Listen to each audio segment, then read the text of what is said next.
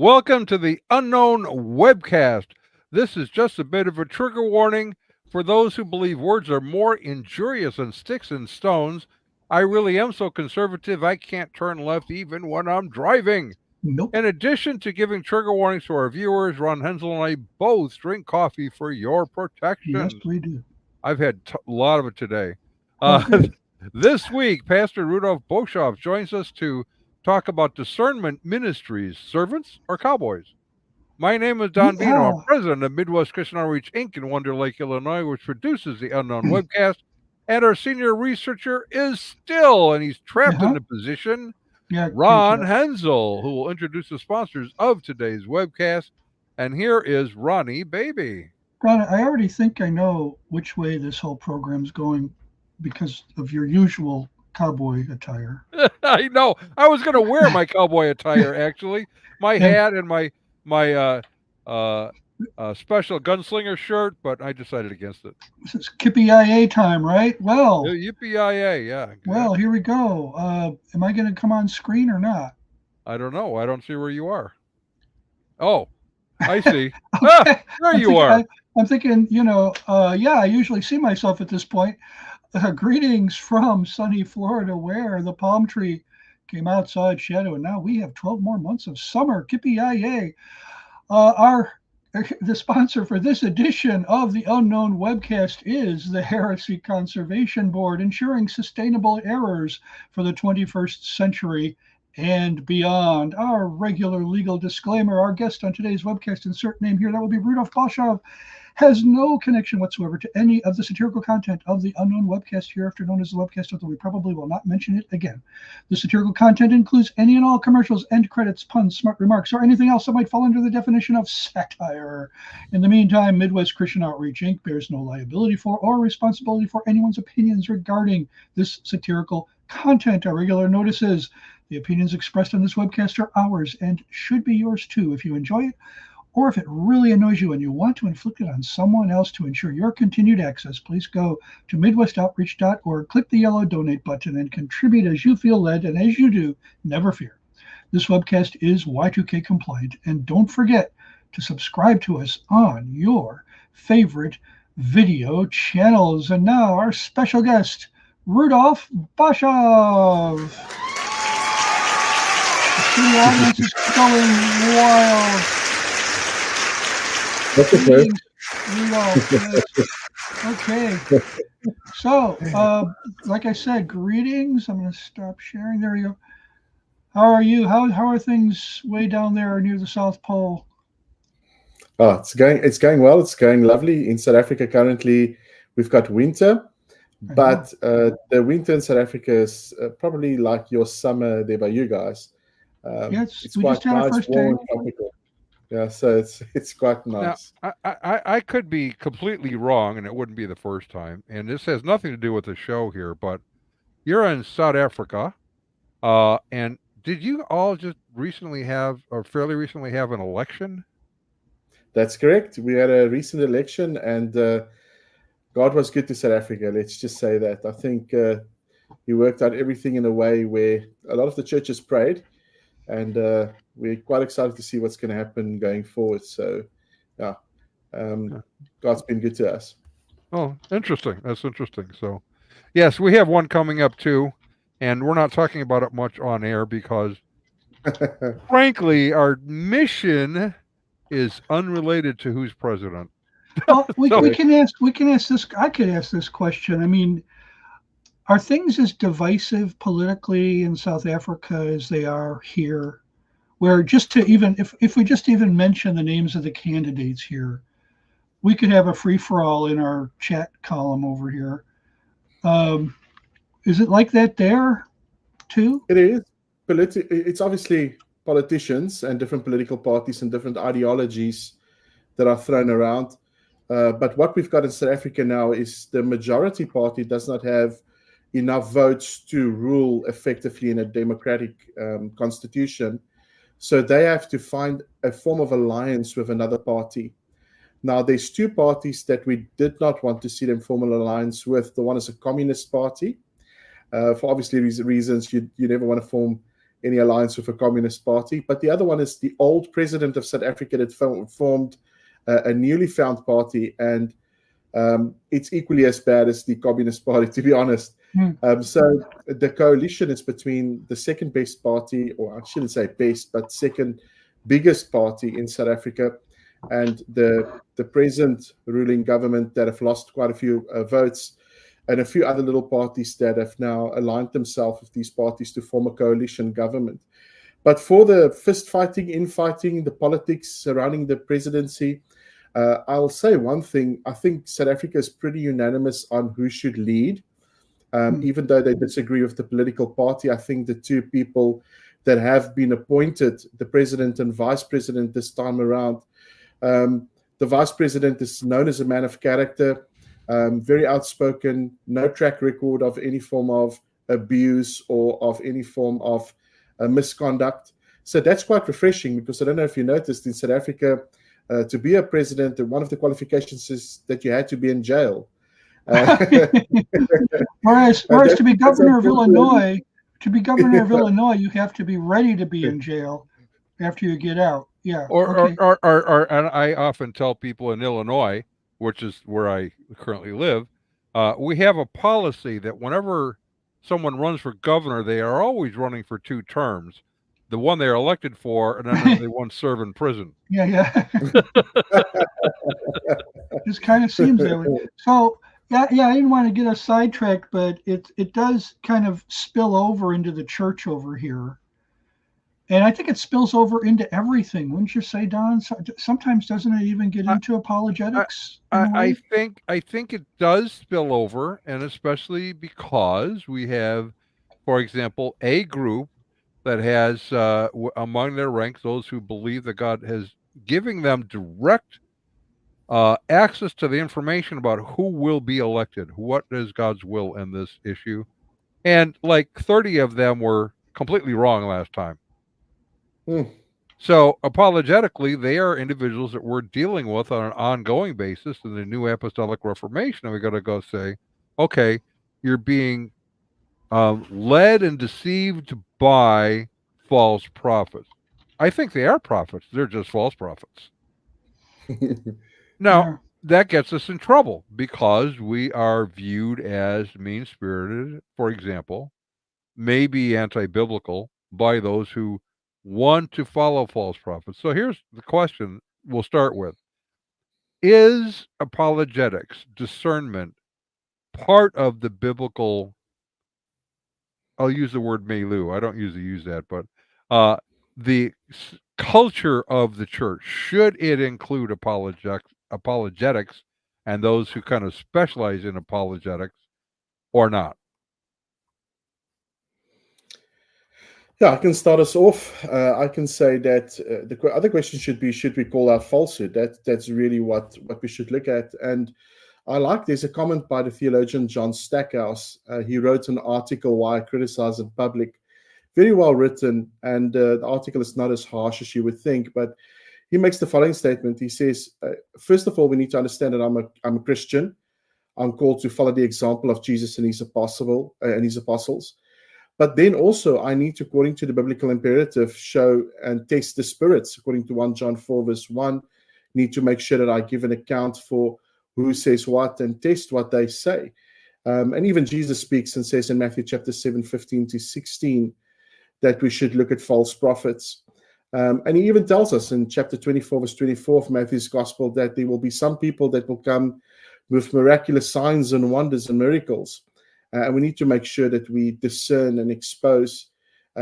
Both those things go together, discern and expose, to warn others about these things. And there's various scriptures that we can go into for this. I think the legitimacy of calling out falsehood is needed in the church. Even I think the late Dr. J. Adams also mentioned that in one of his books, he speaks specifically on correction and judging. Right. And he said in 2 Timothy chapter 4, verse 2, we love that scripture. It says, correct and rebuke. He says, but 2 out of the 3 things that we are called to do is in a way negative, right? If we have to correct and rebuke, it means that there is an essential part of the gospel preaching that we should be accountable for what is happening around us and in our communities. Now, that being said, all of us are called to discern. It's not a specific ministry that only has the mandate or the mantle to be discerners and to do apologetics. Apologetics is an added skill, first of all, to the believer. I think 2 Corinthians 10 verse 4 says to refute arguments and lay aside every thought to the obedience of Christ. So all of us have the mandate to be called and to call out falsehood. But in with that, we're living in a modern day and age. And just to give a short story, me and my wife watched a few weeks back, and we, I suppose the YouTube algorithm picks up a lot of what you view. And I've got a little ministry online. And so whatever I punch in, whatever I look, if I want to discuss a specific topic, I always go and see if somebody else discussed a specific topic first. And I look at cults, but I also look at Islam specifically. And so I will punch in anything on Islam or cults, the specific topic that I look at. And so the algorithm on my YouTube is obviously set towards for me finding all these different discernment ministries. And I was absolutely taken aback by the amount of discernment ministries that are online. And if I say online, obviously YouTube, because I can see a lot of these guys, obviously, the more they post, the more views they get, the more they get a reward for it. Some of them can financially make quite a good living from their discernment ministry. Some of them have quite a hefty following because they've got a specific name or they connected to a specific denomination. But there are certain individuals, unfortunately, that's only there for sectarian reasons. And they love the fight, especially young men that have a lot of time on hand and a lot of skill concerning making videos, let's say, that try to be divisive. And the unfortunate thing is anybody that does not agree with them, anybody that does not conform to what they believe to be the truth, anyone that you associate with that they do not like, all fall in a specific camp of a big target on their back, and they will go after you. They'll make videos. They'll even lie. Sadly, last week I watched a video between three Christians, three brothers that should know better. And the one is accusing the other one of lying about them in a specific ministry setting. And so the other two is going behind or going and making videos about the one. And I'm thinking to myself, what is that? What is the benefit of that in any way or form when it comes to the church, when it comes to the mandate to discern? So, yeah, like I said, obviously we've got the mandate to discern. There's a wonderful article. Our friend Salvador actually mentioned an article written by Anton Bosch, where he actually he wrote an article, Physician, Heal Yourself, where he looks at the state of discernment, where he looks at who's really proportioned with the responsibility of discernment. And he goes towards the scriptures in Acts 20:28 and 1 Timothy 4:16, where it speaks of the functions of the elders and the teachers. And I agree with that. I do think there are certain discernment ministries like your own that is necessary, that can speak out.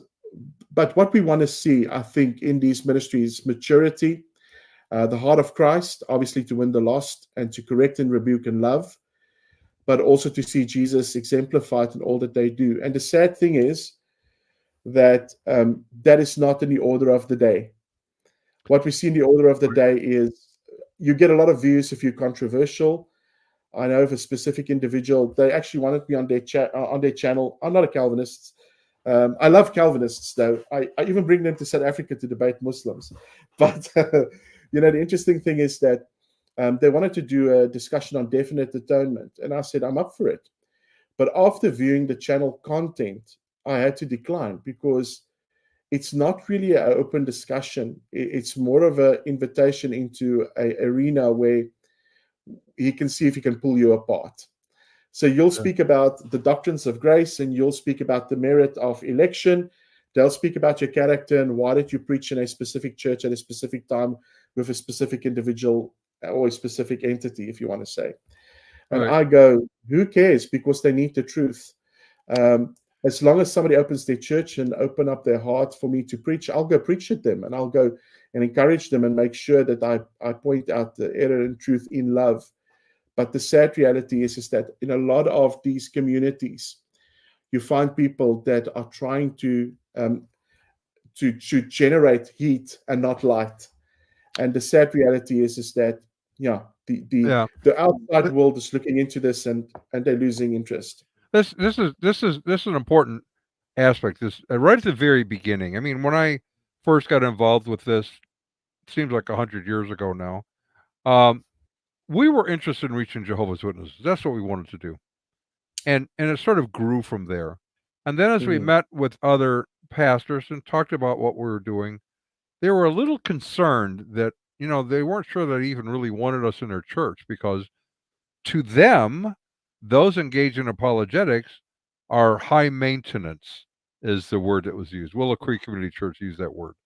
They're high maintenance. Well, there's some truth to that. We have red pencil personalities. Now, for those who don't know what that is, when I was but a youth in school, you did your paper, and at the end, the teacher would take it and take a red pencil, and everything was wrong, she would just correct it. Red pencil, red pencil. Well, apologists tend to do that. That doesn't mean it's a wrong thing. It means you may have a bad attitude about the way you do it.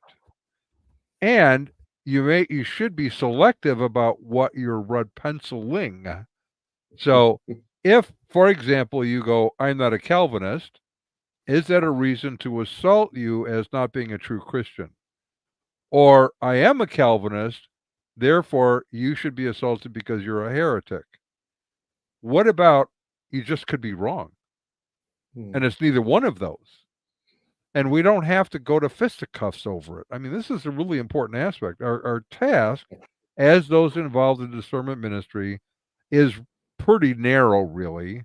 It is fixating on the essential doctrines of the faith for the purposes of sharing the gospel. There's an end point to this.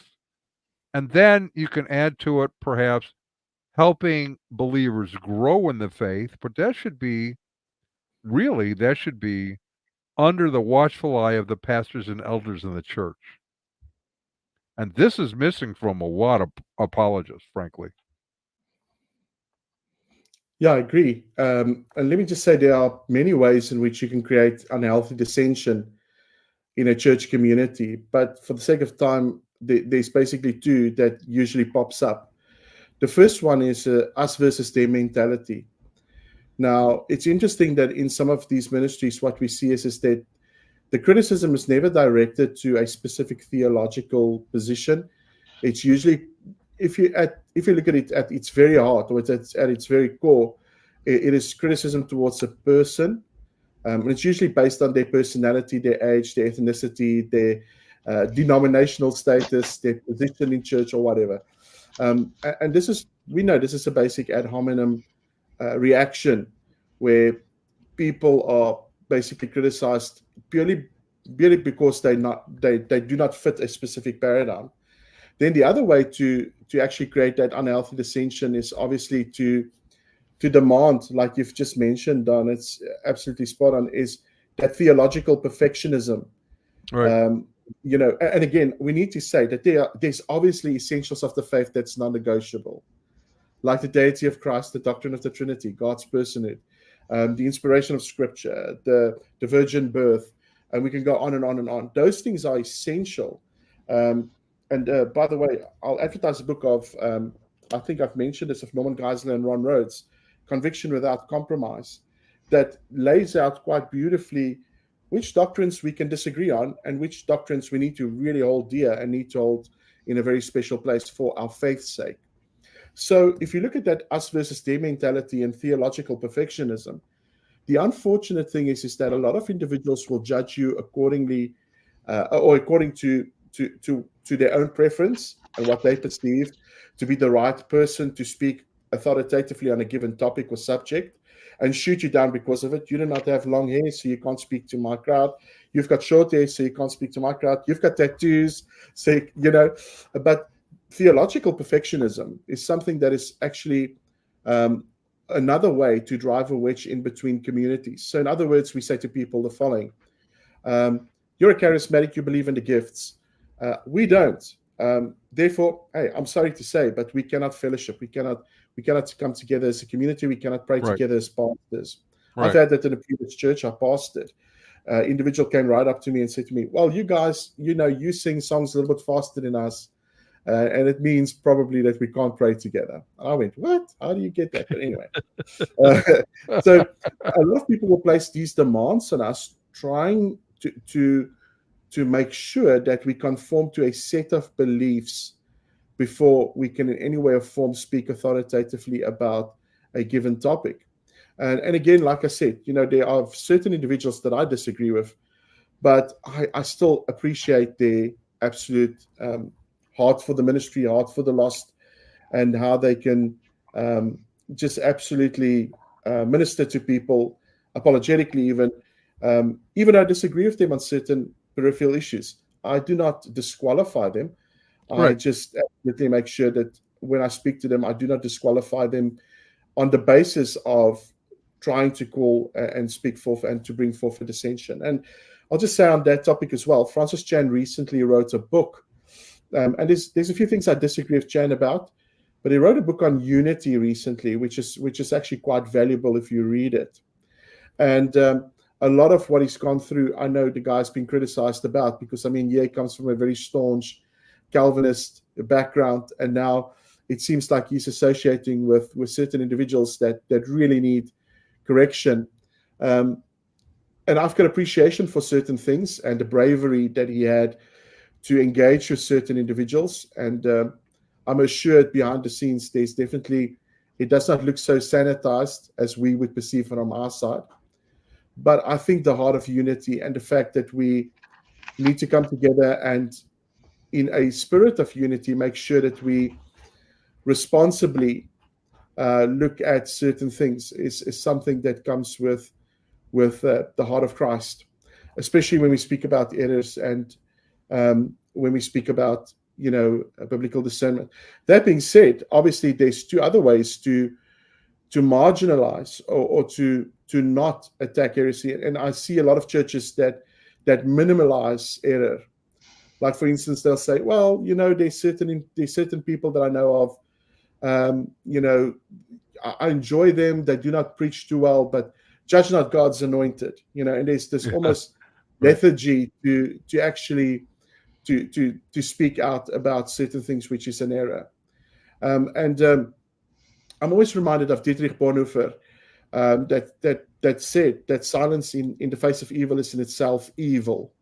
I like that, because it is in our nature to speak up for truth's sake.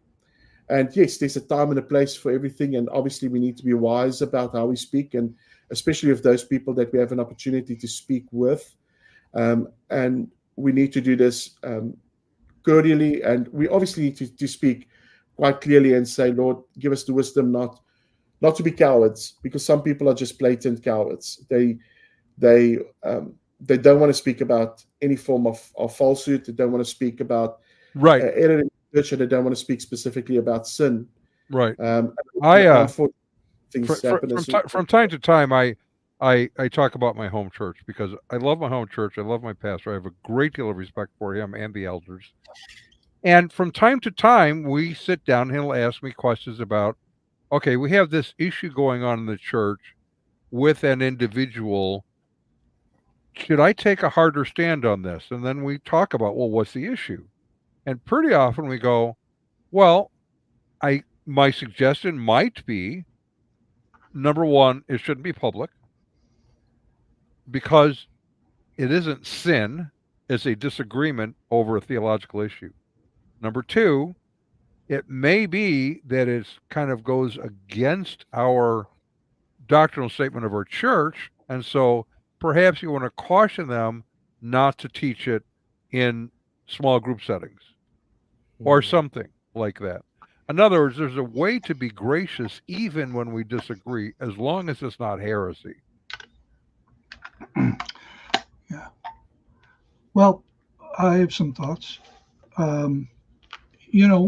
I would be shocked if you didn't. Yeah, well, I want to make sure I've thought about them before I say them. I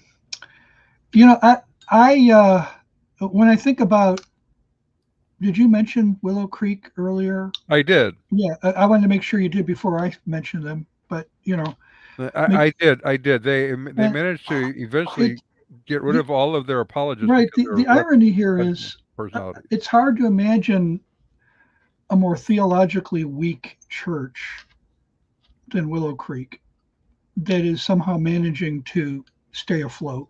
It managed to stay afloat for so long on the energy of seeker sensitive, and really the other energy source was just this leadership drive that Hybels had. He leadership, that was his thing, how to lead. Even more than, sometimes I get the impression, even more than any theological thing he had going. So it's really ironic that, not ironic, it's here is a theologically weak church telling you guys, or apologists, you're high maintenance, and it's like, well, yeah, because at least in certain areas, apologists tend to be pretty theologically strong. Right. So if there's a weakness to be found among apologists, I think it's often that they tend to be strong. It just depends on the apologist. It depends on the ministry, but they tend to have a certain bandwidth of strength. And when you get outside that bandwidth, not so much. Now that could be intentional. In other words, they could say, well, we've decided to focus on Jehovah's Witnesses, Mormons, or whatever, or whatever. But it does, so there are times we need to get outside the bandwidth, and that's when certain apologists show their weakness. And so I would say there is a general theological weakness in the whole church. And I think seeker-sensitive churches are just can be at least one manifestation of that, goes beyond them. It preceded them. They didn't invent this theological weakness. And if I were to summarize it, it would be that the church has forgotten how to speak the truth in love. Yes. So we have people who are really good at speaking the truth. They're just terrible at love. And there are churches that are really good at being loving and talking about love and talking love, but they're really not so great when it comes to the truth, and supporting it. When I was in a particular denomination that led me to where I came to know the Lord, I wanted to understand more about its troubled history. So I bought a book that covered the history, and one of the chapters was titled Purity versus Unity, I think. And I thought, they nailed it. What is unity? But you could gloss the word love there in place of unity.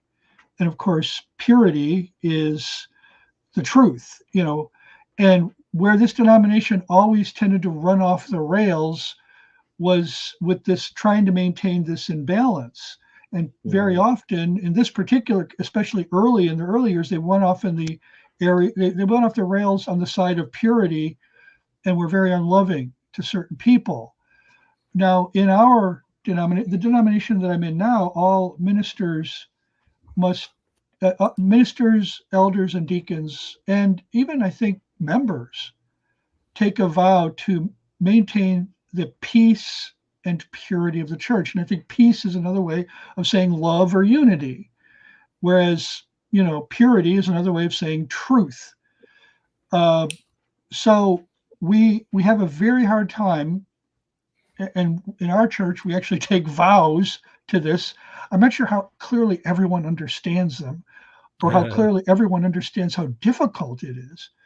But when you talk about people using ad hominems, that's very unloving. It's not only stupid, it's not only a violation of truth, but it's a violation of love at the same time. You're not getting to the truth by attacking someone's personality or connections. So that's my 2.5 cents. I think that's where we have part of it is I think those engaged in apologetics, it's incumbent on them to set the tone of loving discourse with others. Right.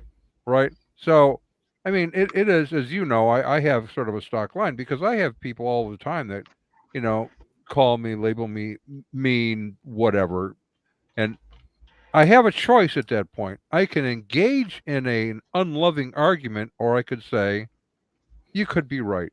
And I could be short and fat as well. There's a lot of things they can be.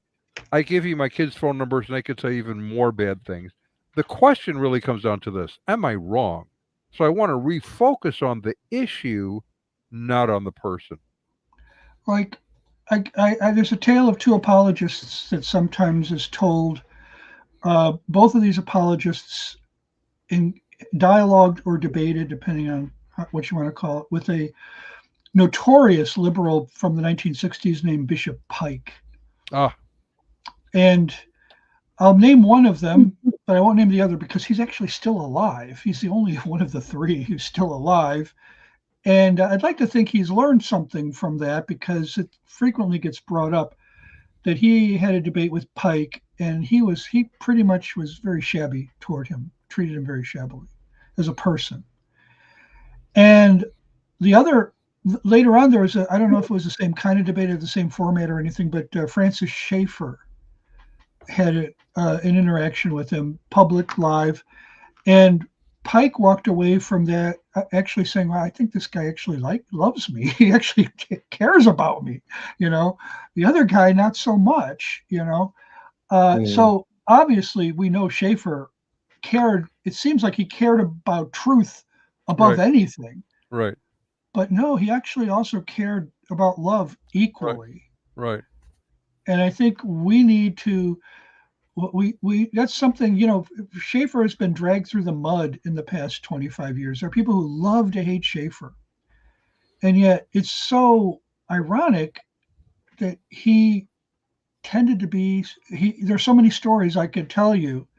People at conferences where he was talking, and they would line up to ask him questions afterwards, and people would overhear the conversations, and they would talk about some personal struggle that they're having, and Schaeffer would say, yeah, I have that problem too. Mm-hmm. Like that's a very loving thing to say. It's a very vulnerable thing to say. And it's, anyways, but you know what? We have a sponsor. We do, and they're concerned about issues also. They have their own issues. We all do have our own issues, don't we? And why don't we, these are very serious issues because, the situation is dire. According to the latest research, at the present rate of consumption, our supply of heresies will be completely depleted by 2050. The consequences will be disastrous. If this happens, most cults will close their doors by the end of the century, and most heretical websites will completely disappear from the internet. Not to mention the fact that 75% of what passes as Christian programming will disappear from the airwaves and cable TV. The solution is simple: heresy recycling. Whether you're online, visiting a church, or out at the mall, you can do your part. Always look for the label.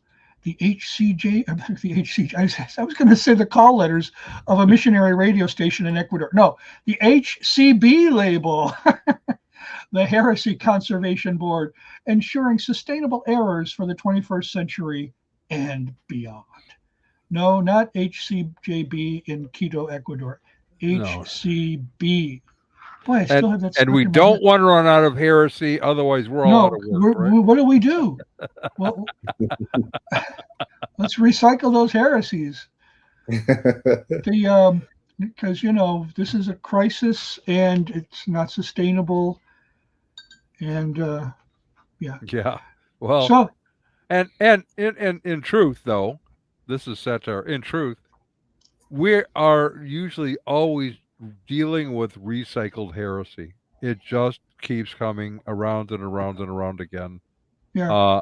And unfortunately, as well, many churches are not aware of it until they are infected. I did a thing.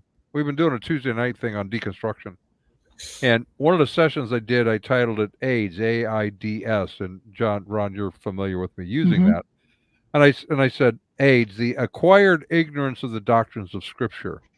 And Dr. Don Williams is on with me, and he thought about that, and he said, that's actually a really good description of what's happening. It is acquiring false beliefs and false teachings almost intentionally that then infect everything else you believe in your church and in your faith. Mhm. So, what is the task of those engaged in apologetics? It is, number one, let's try this, to have a good bedside manner. Mm. What does that look like to you, A Rudolph? good How would an pulpit side. apologist have How about a bedside manner? good pew side manner? What do you want Okay, whatever.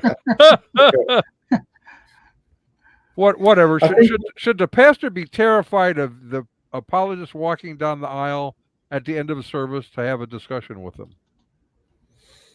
Yeah, the unfortunate thing is, the more I get to do with churches, especially in South Africa, there are no apologists in the service to walk down the aisle. They're usually outside of the church.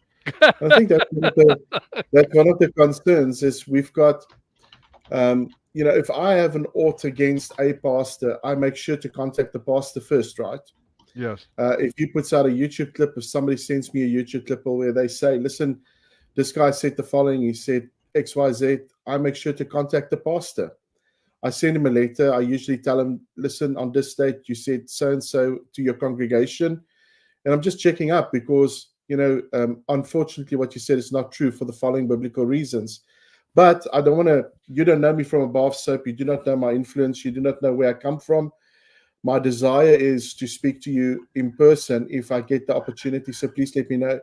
And we've got a guy that's very well known in South Africa. He's live broadcasted on television, on the public television stations. And he made a statement about, it's not Jesus, that's just the word of God, but we are the word of God. And I went, hold on. And I wrote him this beautiful letter in summation as to what it means when we speak about the monogenes theos and the uniqueness of Christ and him being the word. And I wanted to know, what does he mean when he speaks about this? Because the context of his message did not really get to that. And they took it off network. And he immediately put on his broadcast a little addendum saying, I said this last week, and I just want to say I correct that. I've received, and he sent me a personal letter saying, I'm going to do this. And he did it. And I take my hat off to that ministry for doing so. And he said, when we get together, let's consult, let's talk, which we've done afterwards. And he said, if ever you pick up something that I've said or I've announced publicly, please come to me. Here's my personal number.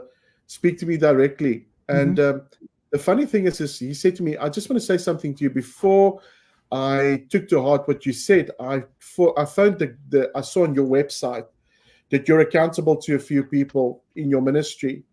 And I know some of those people. So I personally phoned them first and made sure, who are you? Why would you say such a thing? Where do you come from? And he said to me, the guy that I respect probably the most out of all of these said to me, if Rudolph says something about you, you should probably listen. He doesn't just say something vicariously because he took it in isolation or something like that. It's because he does care. And that was wonderful to see that he did his homework as well. The unfortunate thing is that there was a few ways to blow this. I could have gone in with an arrogant spirit. Could have gone in as a know-it-all. I could have gone in and expect the pastor to do a lot more to cover up what he said. And he didn't. He stayed humble. And I think there's a good cautionary word for us in Paul's words to Timothy in 2 Timothy chapter 2, verse 22 to 26. And I always heard the first part read because we, in the church I was in, it was a very Puritan church. And the first part, I could probably mention in my sleep if you wake me up at 12. But in the first part of that scripture, it says, so flee youthful passions and pursue righteousness, faith, love, and peace, along with those who call on the Lord from a pure heart. That's the verse that we usually recite. But then Paul also speaks to Timothy and he says, have nothing to do with foolish and ignorant controversies. And you know what they are, that they breed quarrels. And then he says the following, and here's the instruction for apologists. And the Lord's servant must not be quarrelsome, but kind to everyone, able to teach, patiently enduring evil, correcting his opponents with gentleness, so that God may perhaps grant these individuals repentance, leading them to a knowledge of truth, and they may come to their senses and escape from the snare of the devil after being captured by him to do his will.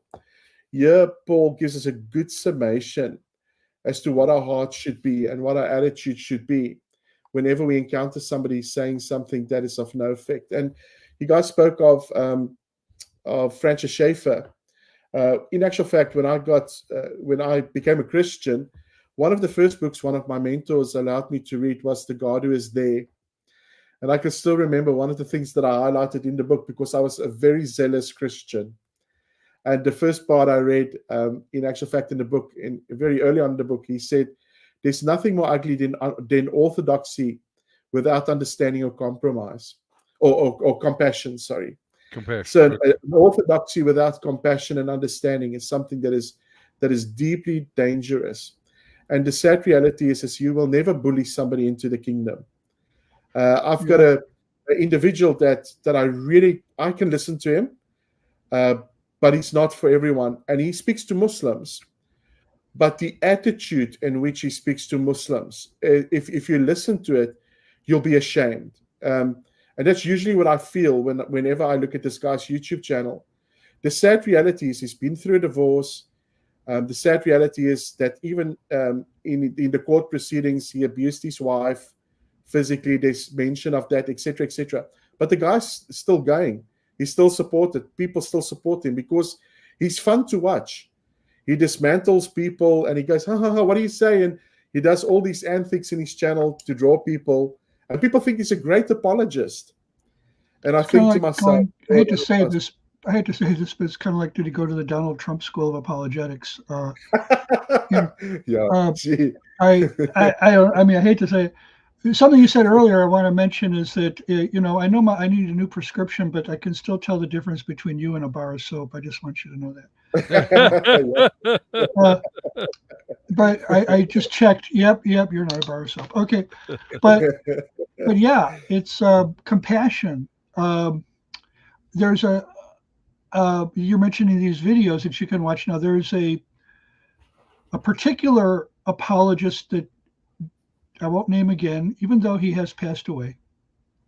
But Don, you mentioned you gave him, I asked you what you thought of him one day, and you said, well, ever since Joy and I gave him a ride from the airport this one time, not too much. And as I'm looking at a lot of what he put online, his videos, man, it's like, yeah, I mean, he's not loving. He is. Right. He is acidic in the way he deals with people that he disagrees with, and even people that he doesn't necessarily need to. I mean, people who might not, he has opinions on issues that are just like intramural debates between Christians, and sometimes he'll just condemn both sides, in these videos with the same kind of just condescension and arrogance, and it's awful. And yeah, I have had two things in my life when I have met celebrity apologists, let's say. In some cases, I become very, like Norm Geisler, Dr. Lake Norm Geisler, very good friend. But I've had two sort of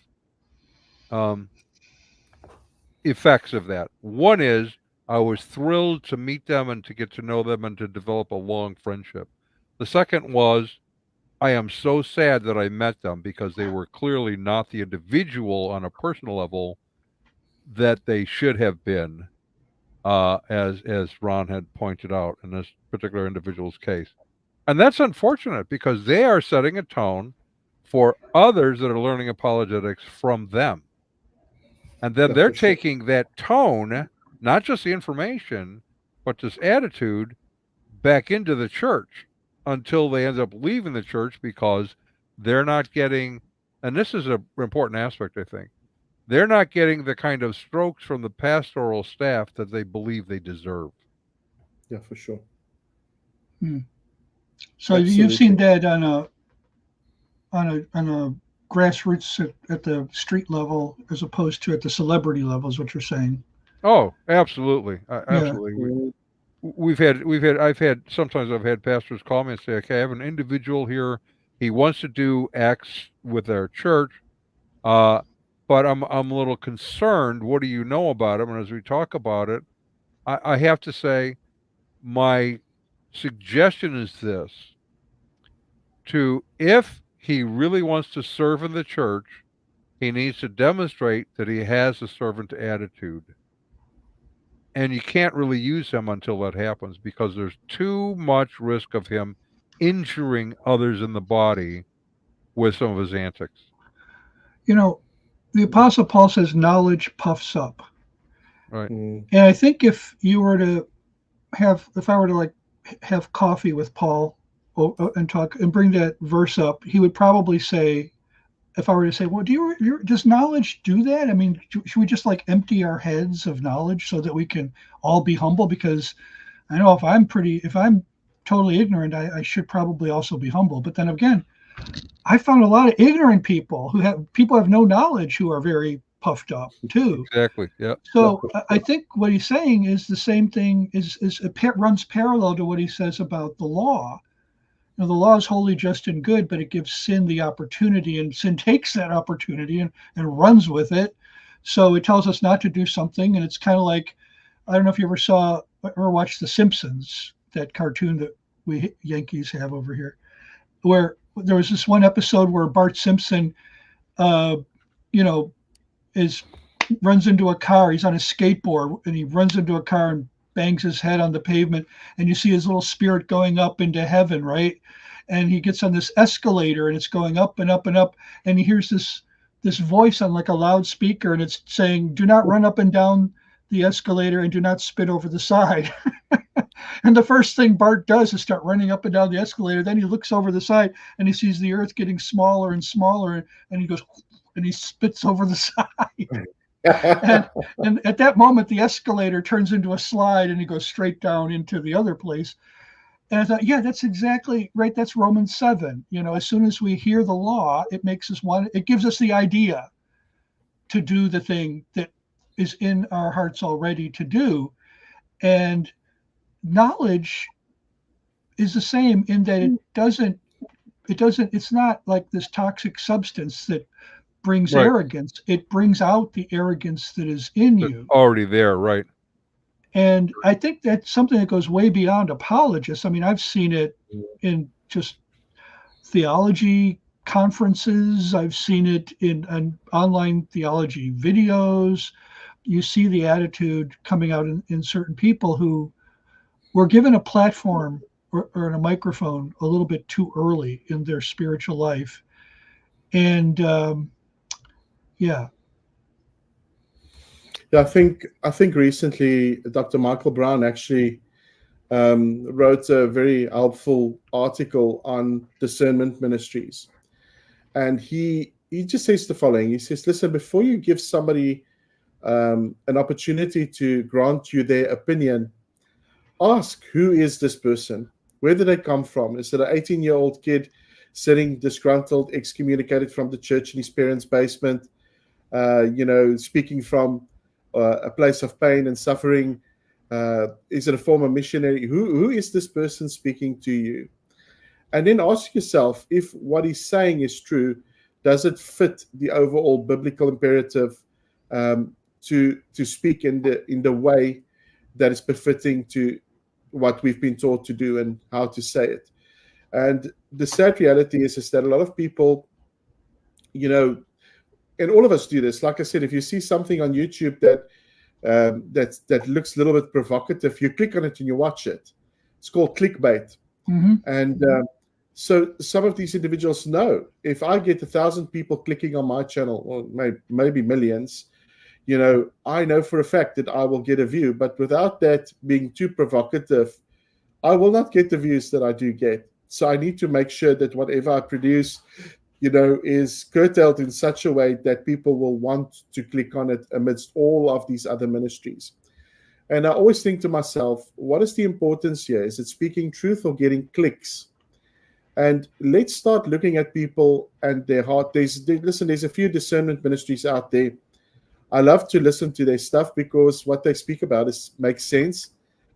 This is one of those channels. You guys can click and like and subscribe. If they didn't say it, I'll tell you to do it. But also listen to more than one individual on a specific topic and ask yourself, right. Who is speaking to me? Who is this individual? Where did it come from? If you're interested in the way somebody speaks, make sure that you know their theology. There's Mormon apologists as well. There's Roman Catholic apologists as well. And make sure that you understand that the source you're drinking from is a good source. And make sure that the individual that you give your time and your ears to is an individual that is faithful to the Word of God and winsome in all they do. The interesting thing is that we won't watch certain programs on TV, right? We will, when it comes on, with a click of a button, we will just stop it and say, I don't watch this trash. Mm-hmm. And sometimes you have to do the same, unfortunately, with some of these channels. If you hear and listen to them after 5 minutes, you need to sometimes say, I'm not going to watch this trash. There's a third aspect that you involved with this, and that is, are they correctable? Yeah, very excellent point. Excellent point. And how do they handle scrutiny? The unfortunate thing is there's certain individuals. I don't know if you've seen recently Mike Winner's his scrutiny of Benny Hinn. But anyway, if you haven't seen it, go watch it. It is quite, for lack of a better word, it's not a fun watch. It's just incredible to see. But anyway, but ask yourself when you listen to these individuals, who are they? Where do they speak from? We've got certain people that like to repeat gossip, and then they call it apologetics. The apologetics is not gossip about an individual, right? And it's definitely not giving your opinion about somebody's character. It is you actually making sure that whatever is said is biblical. Secondly, and it's done in the character and attitude of Christ. I don't know if you guys will agree, but I think there's some good ministries out there, and we should listen to what these individuals have to say. But if all we do is listen to apologetics, we're in trouble. We need good sermons. We need to be part of a good church, and we need to mature ourselves as well. And we need to make sure that we're part of a community where we serve in broader things than just apologetics. I've seen a lot of people, and especially young men, they like the fight. So they love apologetics. And then they get involved in apologetics, and they do more harm than good. And I always say to people, you can have a good argument. If it's misplaced or done in the wrong attitude, people will still not get it. Right. And the sad reality is that we've got a lot of clever people, but we do not have people that have the heart of Christ, and that makes a huge difference. Right. And again, like I said, the people that have corrected me and the people that have spoken to me and have actually taught me the most were the individuals that corrected me in a biblical way or in a biblical fashion. And I ideally say thank you to God for those individual people. Yeah, we have for Midwest Christian Outreach. To be part of Midwest Christian Outreach in a serving way, you have to be part of a local church and accountable to them. Midwest Christian Outreach, in turn, is also a part of evangelical missions to non-Christian religions.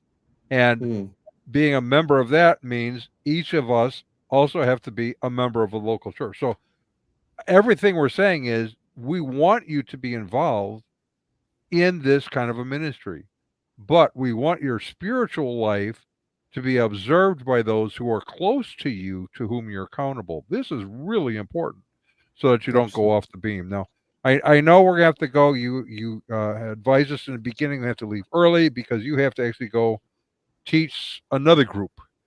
So, Rudolph, I really thank you for being with us. And if people want to get in touch with you, they can go.